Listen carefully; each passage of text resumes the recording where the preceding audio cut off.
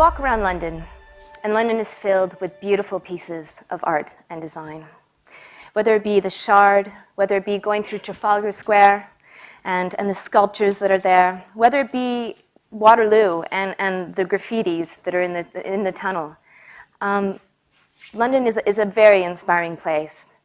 Now, the kind of public art that I'm mostly interested in is actually public intervention.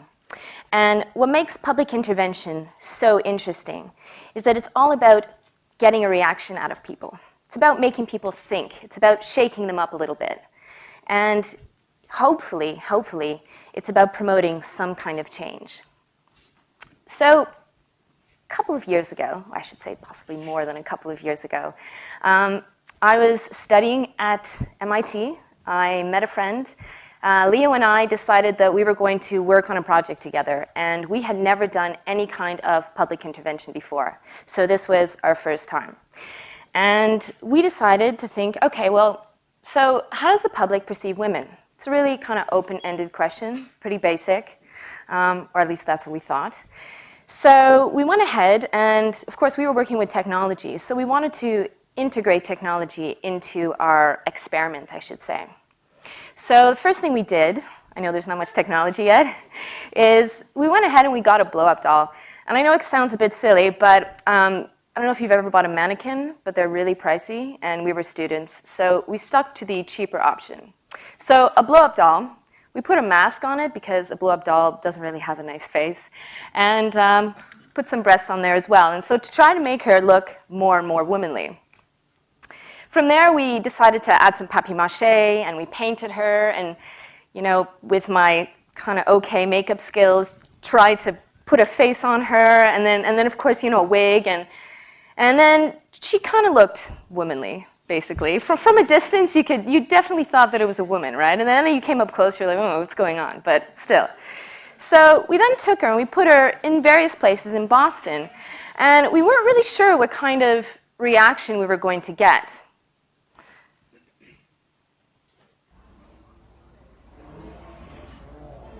Here's a little bit of that footage. So here I'm carrying Lady Koi, trying to find a location. So you can see she's been getting a lot of attention. Possibly a bit disturbing.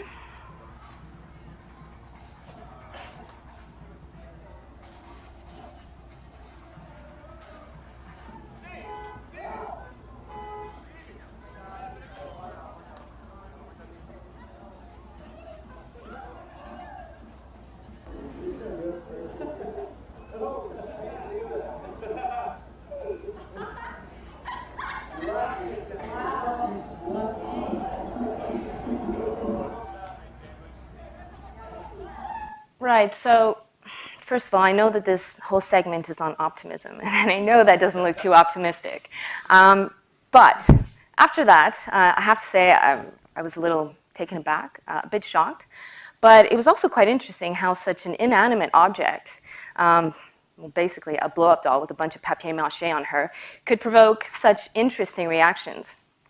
So I started thinking about, well, what types of other reactions could objects actually provoke? And could they actually provoke positive reactions? And could people actually start wanting to promote some type of change, or could it actually help people do better, basically?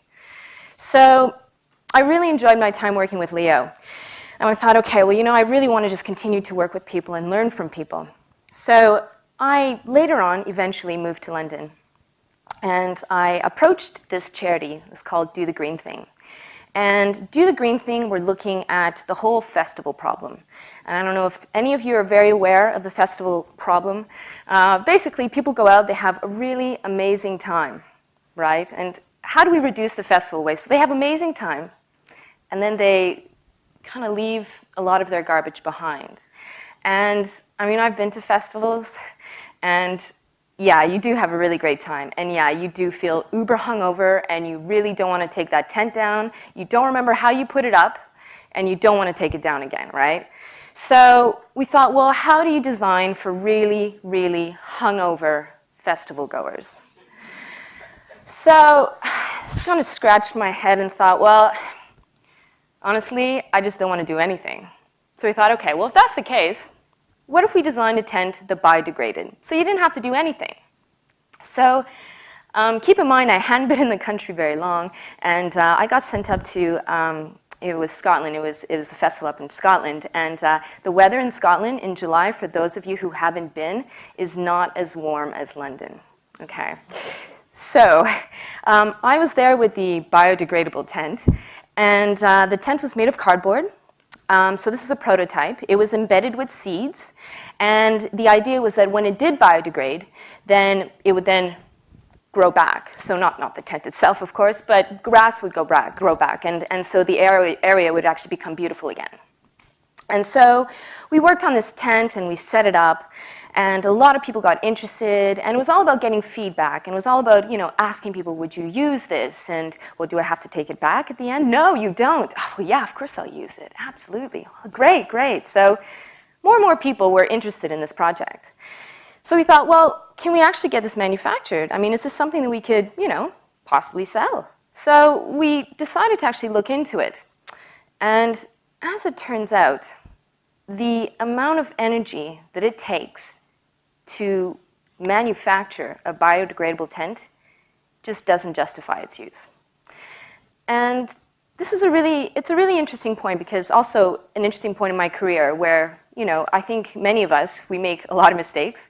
And it's really important to say, wait a minute, you know what, this idea that I just promoted for a year, actually, it's not going to work. Let's not do that. I really don't think we should be doing that, in fact, because it's not the right solution. So, 2.0. Following year, got sent to another festival, and this festival was in Tennessee. It was very hot in Tennessee.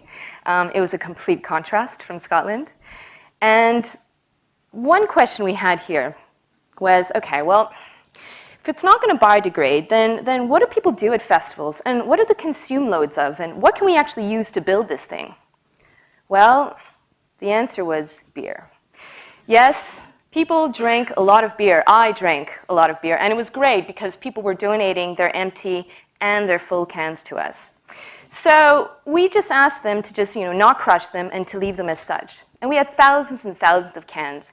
And what was great, too, is that we had a lot of volunteers help us out. So, it was either, well, do you want to go wash the toilets, or do you want to help these guys build their, canned village?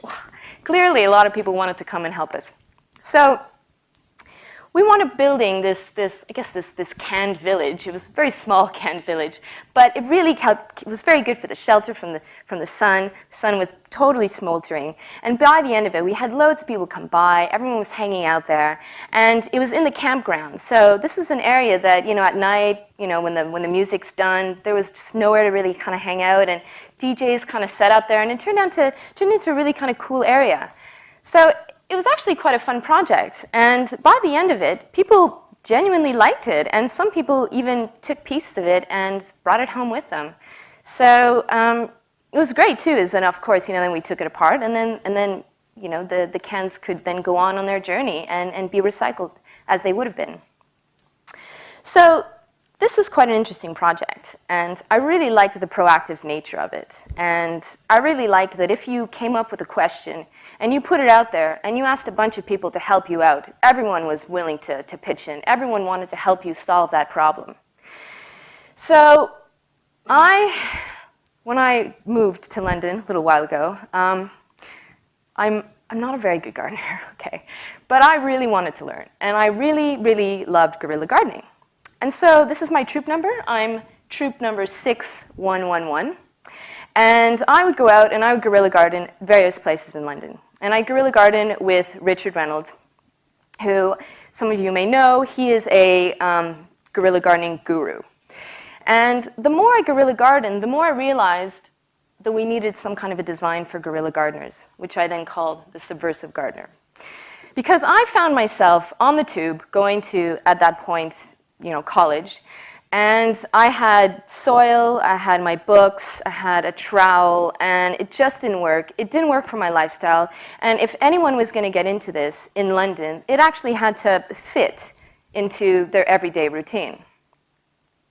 So the question I asked here was, can guerrilla gardening be A, stylish, and B, can it be covert? And it can. It definitely can. So luckily at the time, there was a really great exhibition going on at the V&A about Cold War technology. And I'm a major James Bond fan. Actually, I'm a big Q fan. So for me, I just